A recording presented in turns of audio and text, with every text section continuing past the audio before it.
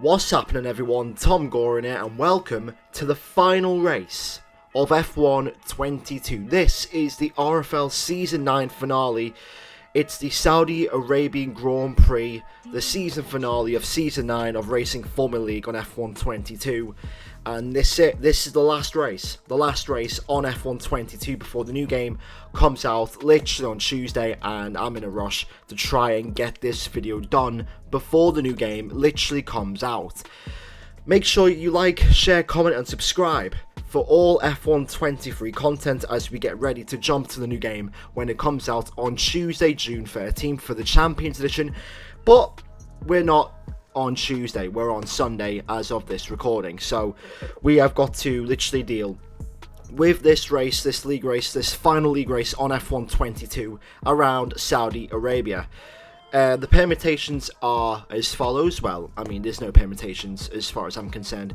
The championship's over. I had my free race sabbatical, didn't I?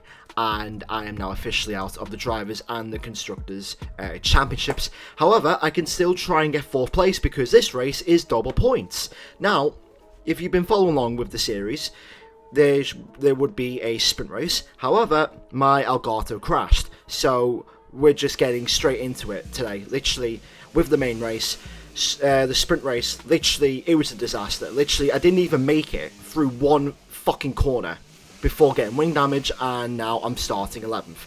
So, if we want to try and finish 4th in today, we've got to try and beat Vapid, and Vapid is around about 44, I think, no, is it 44? Yeah, 44 points, literally ahead of us in the championship. So, if we beat him, we need 2nd place, and he needs the DNF. So, this is it, the finale of RFL Season 9. It's the Saudi Arabian Grand Prix here at Jeddah, and it's lights out, away we go on the hard tyres, and it's a tentative start, as per usual on this game, and thank God I am not playing this game anymore because the traction is absolutely abysmal.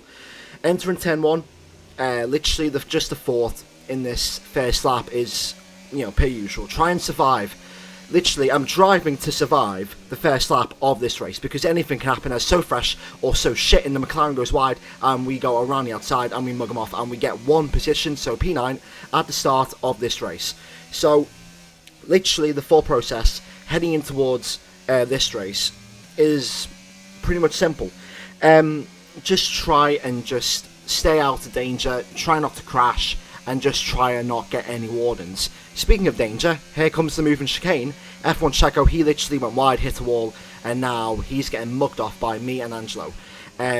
Scott W is in a championship fight of his own. He needs to pretty much win and beat Aiden if he wants any chance of winning the championship compared to Aiden. Aiden right now is currently in, I think, 2nd place, so not looking good for Scott W, because right now he's taking L's, so he should be renamed Scott L's.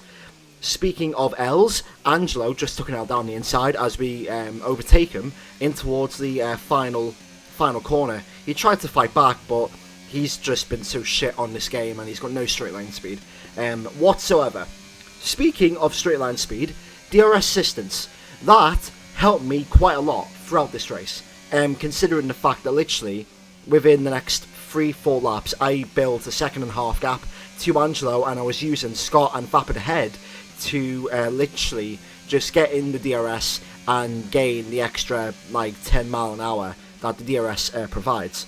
Lap 5, and I'm all over Scott right now, and once again, as you can see, I'm just keeping with him. I'm not really using my ERS, and if I am using my ERS, I'm not using much of it. I'm only using 5%, and I'm using the DRS to literally tow me along, and that is going to gain me around about 3-4 attempts on the straights. So, just in the stage of this race, I was just trying to stay behind Scott until he makes a mistake, and now this is where I've got to overtake him because now he's starting to hold me up. So, he makes a mistake, and now we've effectively just won Aiden the championship, because as long as Scott is behind us, Scott cannot win the championship because Aiden's in 2nd, and pretty much now it's the distance is Vapid and me towards Scott. So, lap 7 of this race, and I'm slowly starting to build my confidence around this track, considering that the only practice that I've done for this race was a 50% race, and that was it. That's only the only practice I've done. And speaking of practice, I go around the outside of Vapid Cunt 74 in the Mercedes, and there you go, I've literally mugged him off. He made a late move in towards turn 1. I wasn't expecting him to move so late, and that was quite dangerous for him. But anyway, we move on. We're in third place, and things are looking good for us. I thought I was literally going to, shrug off Vapid, but he's actually got the DRS on us, and he goes down there inside there, so I don't want to lose any time. That's the one thing I don't want to do in this race. I don't want to lose time battling Vapid and then potentially allowing Angelo and Scott back into this race, and then God forbid the safety car comes out and then all the hard work is gone for. Lap 9 on to lap 10, Vapid comes in, and for some reason Vapid literally did the opposite strategy. He did the mediums to hard strategy, which I found really weird, considering that the hards to mediums is a strategy to go for. Lap 13, and Aiden is stayed out, and the gap is around about 2.8 seconds, so we have to force the issue. We're going to come in for an undercut, and we're going to try and eliminate that 3-second margin between me and Aiden. And pretty much this undercut is the best chance for potentially me to win this race, because if I get the undercut and he stays out for 3 laps, I've literally got that position, and hopefully if Finns crashes, that's me in the lead, and then hopefully I can hold off Aiden and potentially win this race with some luck. So listen, we've got nothing to lose. We haven't got a championship to fight for. We haven't got, anything to gain or anything to lose. So why not? Why not force the initiative, and why not go for the undercut with literally 10 laps to go of this race? Plus, with the undercut, I'm building the gap to Scott and also Vapid behind. So that's literally that. Lap 16, fast lap of the race of 130.9. And as you can see around about now, there's Aiden exiting the pit lane, and we're just behind him.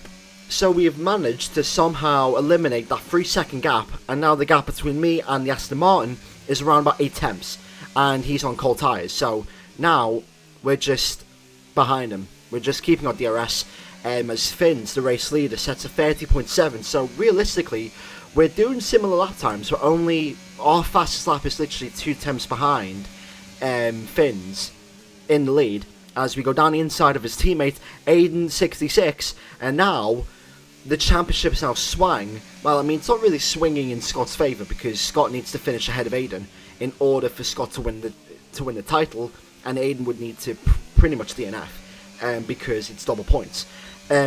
So lap 18, and Angelo has stayed out. He's literally tried to go long, and he's tried to wait for a safety car, and as you can see, Aiden is going down the inside of Angelo. It's going to be 3 wide in towards turn 1, and I just noticed that Aiden was there. Thank God I realised that Aiden was there, because if I didn't, I would have turned into him and he would have got damaged and I would have spun. So that would have been disaster for all of us involved. But yeah, that was actually quite epic in this race. So lap 18, and Aiden is now using the battery. I've got 35% of battery left, and look, like when he's using the battery, I'm just want to save, and I know that my pace with Aiden is similar. But eventually I faded away, and plus with 2 mistakes in the last 5 laps, that pretty much cost me the chance of getting second place. SFR Finns wins the Saudi Arabian Grand Prix and pretty much clinches the Constructors' title for Aston Martin, and Aiden 66 is the RFL Season 9 Drivers' Champion. However, we're going to end Season 9 with a podium. It's our second podium since our sabbatical, and I think it's our 5th podium of the season, so I'll take that. And just a conclusion to this race: strong performance, considering that it was literally a sprint race and we literally didn't do any practice at all.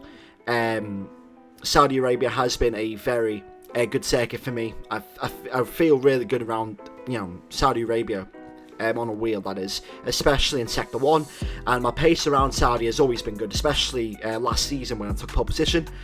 So to end RFL Season 9 in third place, well, I didn't finish third, I finished 5th.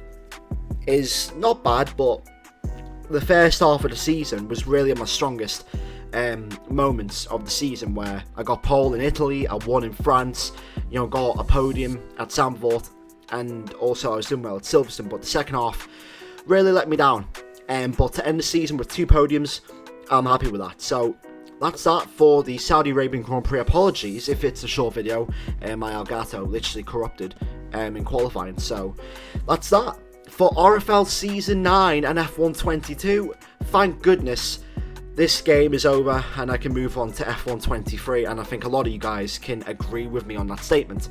But as ever, thanks for watching. Make sure to leave a like, share, comment and subscribe, and I'll see you all in F1 23 in a bit.